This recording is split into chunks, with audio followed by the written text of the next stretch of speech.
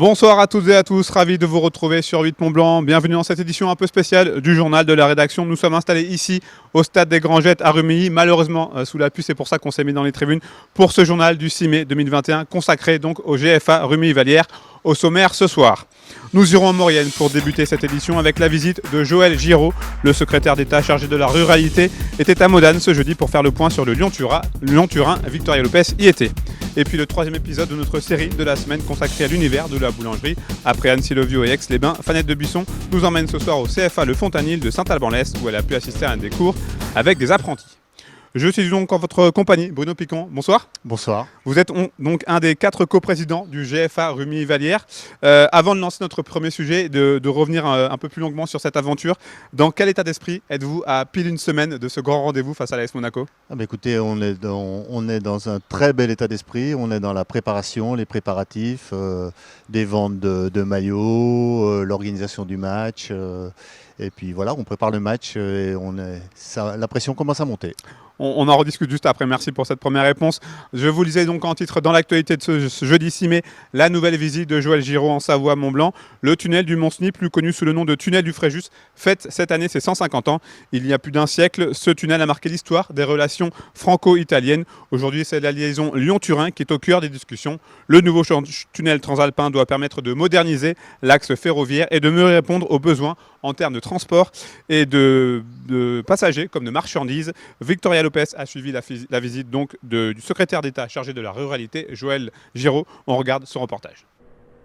Il y a 150 ans, le tunnel du Mont-Cenis voyait le jour. Inauguré en septembre 1871, il était à son ouverture le plus long tunnel ferroviaire au monde. L'ouvrage représente aussi un moment historique dans les relations franco-italiennes. Aujourd'hui, l'infrastructure ne suffit plus, selon la France et l'Italie, pour prendre en charge les flux de passagers et de marchandises entre les deux pays. Le passé répond de l'avenir. Il y a 150 ans, il y a un ouvrage absolument incroyable qui a été créé avec des techniques à l'époque qui ont dû être inventées.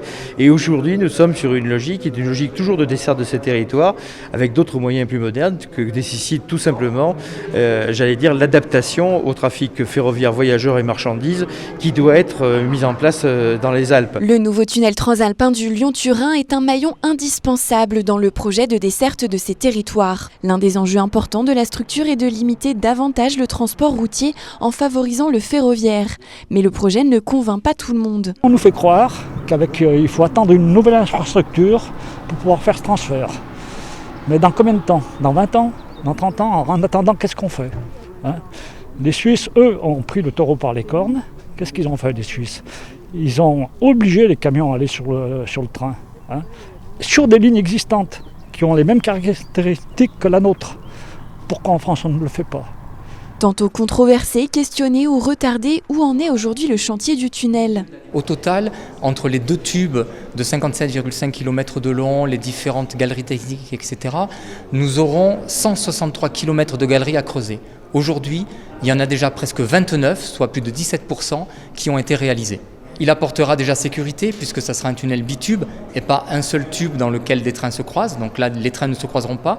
D'un point de vue capacité, puisque là aussi, ce sera une ligne nouvelle, une ligne sans pente importante, sans grande courbe, donc vraiment une ligne moderne, efficace, à grande capacité. La section transfrontalière de la ligne Lyon-Turin entre Suse en Italie et Saint-Jean-de-Maurienne s'étendra sur 65 km, dont 89% de tunnels. La ligne devrait entrer en service d'ici 2030. Bruno Picon, on est de retour ici dans les tribunes de ce stade des Grangettes. Est-ce que vous avez encore besoin de vous pincer quand vous réalisez que vous êtes en demi-finale de la Coupe de France ? Vous savez, c'est fait là, c'est concret. Ah oui, c'est concret, même si on n'a pas le public dans les stades, on s'en rend compte maintenant avec toutes les sollicitations qu'on a, puis le calendrier avance, on approche et oui, c'est concret. Parlez-nous un petit peu de ce club atypique, le GFA 74 Rumilly-Vallière. Voilà, c'est un groupement au départ qui est tout jeune, qui date de 5 ans. On a créé ce groupement d'abord chez les jeunes du territoire autour de Vallière et Rumilly, le territoire de l'Albanais. Donc on a appelé Groupement Football de l'Albanais. Donc c'est tout nouveau et ça a commencé par les jeunes. Il y a une grosse importance de la formation, j'imagine. Oui, et j'y suis d'autant plus sensible que dans la répartition des rôles entre les Vous êtes présidents, plutôt de... c'est moi qui suis en charge de la formation. Donc oui, c'est un des objectifs de ce groupement et de tout ce qu'on a fait depuis quelques années, c'est la formation. Cette épopée, c'est un magnifique coup de projecteur sur votre club, sur votre entité. Ah ben, clairement, hein, clairement, d'éclairage et de lumière qu'on apporte sur le club, c'est très très important. Et du coup, pour nos jeunes et pour tout le public, voilà, ça valide un peu le projet qu'on a créé il y a quelques années. J'imagine qu'il y a énormément de fierté au sein du club de voir que votre équipe Fagnon porte fièrement les couleurs du club cette année. Tout à fait. On est très fiers et l'exemple que les joueurs montrent à chaque match vraiment est un bel exemple de solidarité, de fierté de porter le maillot. Et oui, c'est un bel exemple pour tout le monde. Ce groupe, il reflète complètement l'ADN de ce club. Carrément. Carrément, voilà, on a un club amateur avec des valeurs et les joueurs sur le terrain vraiment symbolisent vraiment les valeurs qu'on veut faire passer. Merci beaucoup Bruno Picon. Bruno, Fadza Amgar, l'entraîneur de votre équipe première, n'a pas pu être présent cet après-midi avec nous, mais j'ai pu l'interviewer un peu plus tôt dans la journée. Je vous propose de l'écouter. Pour l'instant ça va, on se prépare, voilà, on est content de vivre le moment présent. Mais on le prépare avec calme et sérénité. On imagine qu'aujourd'hui on est dans le dernier carré, donc seul club amateur, encore en lice. Donc on commence à se rendre compte autour de nous comment ça se passe. On imagine ce qui arrive aujourd'hui. Et je pense que tout sportif, tout entraîneur rêve de vivre ces moments-là. Voilà, connaître des montées dans les championnats, c'est quelque chose d'incroyable, mais vivre un parcours en Coupe de France comme celui-là, c'est historique, c'est inimaginable et je le souhaite à tout le monde. C'est important d'appréhender un petit peu cette pression. Donc l'idée c'est de rester nous-mêmes, de préparer ce match de la meilleure des manières, mais sans changer les habitudes et en restant calme surtout. Le point positif, c'est qu'on va certainement rencontrer les meilleurs joueurs de Monaco, donc ça c'est magnifique dans un parcours en Coupe de France, mais aussi c'est leur seul peut-être objectif, la Coupe de France. Donc on imagine qu'ils veulent aller au Stade de France et ils vont se donner les moyens pour. Bon, on va souffrir, c'est sûr, pendant longtemps dans le match, peut-être pendant 95 minutes, mais je pense qu'on est capable de résister.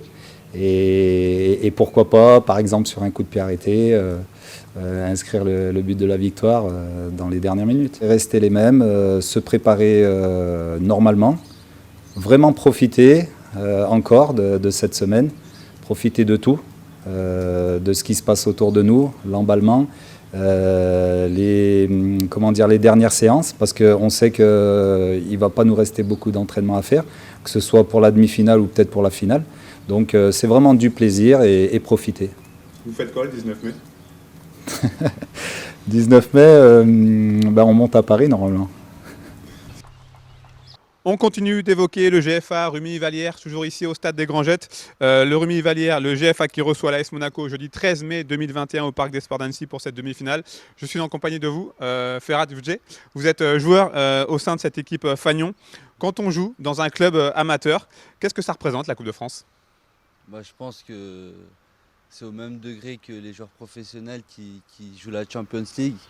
Eux, c'est peut-être leur rêve. Nous, vu qu'on est un club amateur, notre seul rêve, c'est la Coupe de France. Donc je pense qu'on essaye chaque année d'aller le plus loin possible et c'est tombé sur cette année. Et on est fiers et pour le club et pour la région que ça soit nous, notre groupe, qui sommes allés en demi-finale. Et j'espère qu'en tout cas on ira encore plus loin. Avec votre bande de copains, vous avez conscience que vous êtes en train de marquer l'histoire du football savoyard, puisque je rappelle, le GFA est seulement le deuxième club du département à être présent en demi-finale de la Coupe de France. Ouais, on est conscient. Après, je pense que c'est une fois que tout ça va se terminer, c'est là où on va vraiment s'en rendre compte. Là, pour l'instant, on est un peu dans un rêve. On n'arrive pas trop à réaliser. Après, je pense qu'une fois que ça va être terminé, c'est là où on va vraiment prendre conscience des choses et qu'on va vraiment se sentir fier et on va s'en rendre compte de tout ce qu'on a fait jusqu'à maintenant. Est-ce que vous, dans votre vie de tous les jours, vous avez vu la différence depuis qu'on parle du GFA, depuis que le GFA a continué sa progression dans cette Coupe de France ? La différence, elle se fait surtout quand aux entraînements, on voit les médias. Chaque entraînement, il y a les médias, donc on se on se sent surveillé, médiatisé. Donc je pense que la grande différence, elle se fait là. Après, au niveau sportif, par rapport au club, je pense qu'il n'y a pas grand-chose qui change au niveau sportif plutôt. Si je dis pas de bêtises, vous n'êtes pas rentré en jeu contre Toulouse. Non. Comment est-ce que vous avez vécu cette qualification, vue du banc? Tout d'abord, on est un groupe. Je pense qu'on a un groupe, on a un groupe vaste. Peu importe qui joue, ceux qui ne jouent pas les encourageront.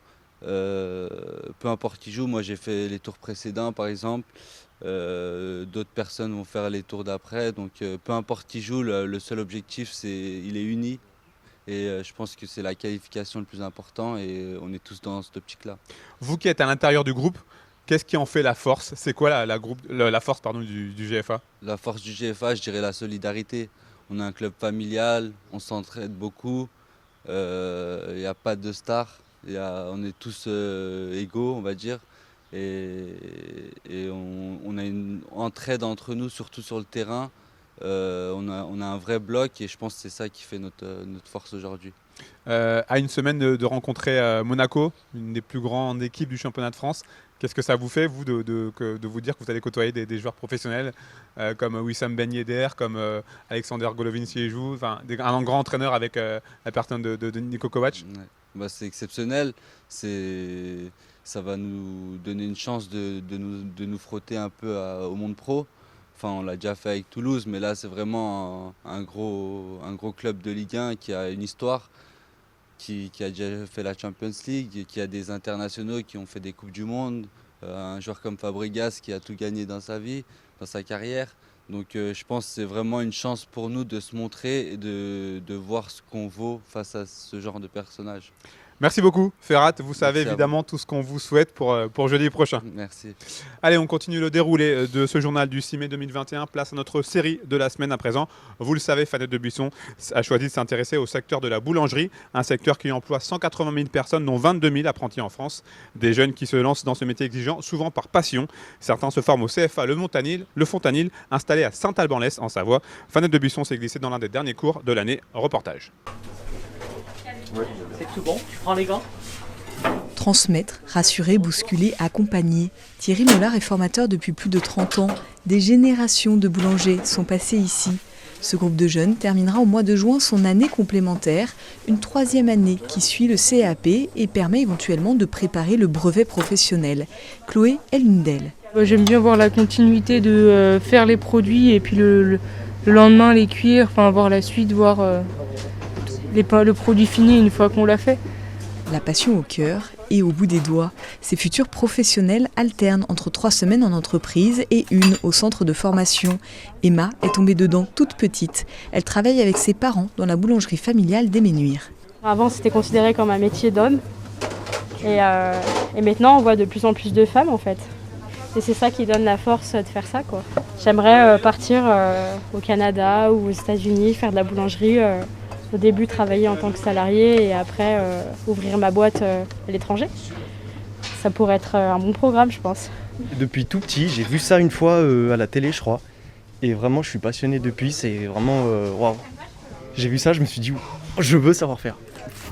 Après, c'est un rythme à prendre. Il faut se lever le matin. Oui, c'est pas facile tous les jours, mais quand on aime, c'est très très bien.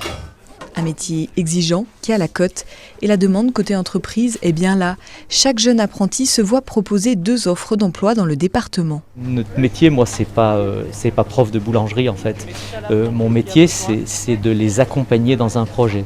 C'est-à-dire, il n'y a pas un maître et des élèves, il y a simplement une personne qui va les guider. C'est un petit peu comme un berger et un troupeau en fait. Moi, j'ai une avance sur eux, c'est-à-dire que je sais exactement ce qu'on attend d'eux. L'entreprise le sait aussi, donc on travaille en collaboration. Ce sont des métiers qui sont médiatisés. Donc forcément, on voit le meilleur pâtissier de France, on voit la meilleure boulangerie de France, on voit pas mal d'émissions et effectivement, ça nous amène beaucoup de personnes. Mais finalement, sur l'ensemble, il y a pas mal de pertes. Parce que derrière tout ça, il faut quand même la passion. Le travail de la pâte, c'est très très complexe. Pour moi, un boulanger, c'est comme un viticulteur. C'est-à-dire que vous pouvez avoir du raisin, vous pouvez faire un bon vin ou une piquette. C'est vraiment un travail d'artiste. Comme Chloé, Emma, Alvaro, plus de 20% des personnes qui travaillent dans les 33 000 boulangeries de France sont des apprentis. Ce matin, l'heure est à la dernière consigne pour le groupe de Thierry. Parmi eux, la moitié ira jusqu'au brevet professionnel. 7 ou 8 reprendront ou ouvriront leur propre boulangerie. À eux alors de transmettre rigueur et passion. Allez, il faut qu'on livre le pain avant midi par contre. Et vous mangez à midi. On termine ce journal spécial avec mon troisième et dernier invité, Luc Chabert. Bonsoir. Bonsoir. Vous êtes donc, vous aussi, un des 4 coprésidents du GFA. Dites-moi, ce n'est pas un modèle habituel que de voir 4 coprésidents aux commandes d'un club de football? Oui, tout à fait. 4 présidents, c'est aussi une histoire. À l'origine, comme l'a dit Bruno, on a démarré par un groupement de jeunes. Et à la tête, Bruno Picon. Moi, j'étais président de Vallières avec François Baudet. Et à Rumilly, il y avait Bernard Velu. Et quand on a regroupé et fusionné les clubs, on a dit il y a 4 présidents, on va garder ça. Et aujourd'hui, on a trouvé une collaboration, des infinités, et une complémentarité qui aujourd'hui porte le club. Vous arrivez à bien vous partager les tâches entre vous? Oui, tout à fait. Les rôles sont bien définis et je crois que chacun sait ce qu'il a à faire. Et c'est une bonne répartition, surtout quand on est bénévole. Faut aussi allier le travail, le quotidien, et donc il y a une bonne répartition. Alors on sait ce que ça change dans la vie d'un footballeur, d'un entraîneur, un super parcours en Coupe de France quand on est amateur. Qu'est-ce que ça change pour un président? Est-ce que ça change quelque chose? Non, mais je crois que c'est la mise en lumière sur tout le travail effectué déjà par tous les bénévoles, les dirigeants. Donc ça, je crois que c'est une récompense formidable. Et puis après, dans le projet du club, ça met en lumière effectivement toutes nos structures, nos équipes, nos partenaires, les communes, les collectivités. Et ça va donner un grand élan pour les prochaines années. Quel regard vous portez, vous, sur cette saison historique? C'est sûr que c'est une saison particulière. On a démarré le championnat, on était promu en National 2. Le championnat s'est arrêté avec la Covid. La fédération a réussi à relancer la Coupe de France. On était pris dans cette compétition. On s'est pris au jeu de tour en tour et nous voilà en demi-finale de la Coupe de France. C'est vraiment un rêve éveillé. J'imagine qu'il y a malgré tout un petit regret, c'est le fait de ne pas pouvoir partager ça avec vos supporters au stade. Ce sera le grand regret de toute cette épopée. Donc je crois que il faut que tout le monde comprenne la situation et puis on se retrouvera tous à la rentrée pour fêter tout ça. Quoi qu'il en soit, cette saison, elle est plus que réussie. Est-ce que ça peut vous donner des autres ambitions pour la saison prochaine? Comme je dis à tout le monde, on va rester surtout les pieds sur terre. Contrôler nos émotions, nos ambitions. Surtout, garder notre projet qu'on a en tête. On est un club amateur et on veut le rester avec ces structures de 2 clubs amateurs et notre vision de l'association. Alors on rappelle, Luc Chabert, donc ce match jeudi prochain, jeudi 13 mai, Parc des Sports d'Annecy, GFA 74 contre l'AS Monaco, 21h15. Bon, il n'y aura pas de public, mais on sait que toute la Haute-Savoie sera derrière vous. Vous le sentez là? Vous sentez ce soutien populaire? Tout à fait, il y a un engouement extraordinaire. En plus, les communes ont vraiment joué le jeu avec le club. On est en train de décorer toute la ville aux couleurs du club, avec les photos des joueurs. Je crois qu'il y a un engouement formidable et je crois qu'il va grandir au fil des jours jusqu'au jour du match. Merci beaucoup. En tout cas, Luc Chabert, merci à toute votre équipe. Merci à François Baudet qui m'a aidé pour la coordination de cette émission. Merci en tout cas, bonne chance. On vous souhaite évidemment plein de bonnes choses et on reparlera bien évidemment du GFA sur 8 Mont-Blanc. Merci de votre visite. Une dernière information avant de se quitter, une information pratique. Il est encore possible de s'inscrire sur les listes électorales pour les élections départementales et régionales des 20 et 27 juin prochains. Si vous venez de déménager, si vous avez changé d'adresse ou si vous venez d'avoir 18 ans, vous avez jusqu'au 14 mai prochain pour le faire. C'est la fin de cette édition. Merci à vous pour votre fidélité à l'information. Merci à François Pirot, Carla et Manon Boulben pour les moyens techniques ici à Rumilly. Et merci aux équipes donc de GFA. Après la météo de Thierry Paulme, le 4e et ultime épisode de Panorama. L'émission est consacrée cette semaine au handisport et Victoria Lopez reçoit Thomas Jacobs, double champion de France de para-badminton. Vendredi, pour le journal, vous retrouvez Victoria Lopez. On se quitte avec les buts du GFA en 8e et en quart de finale de la Coupe de France. Passez une très belle soirée sur nos antennes.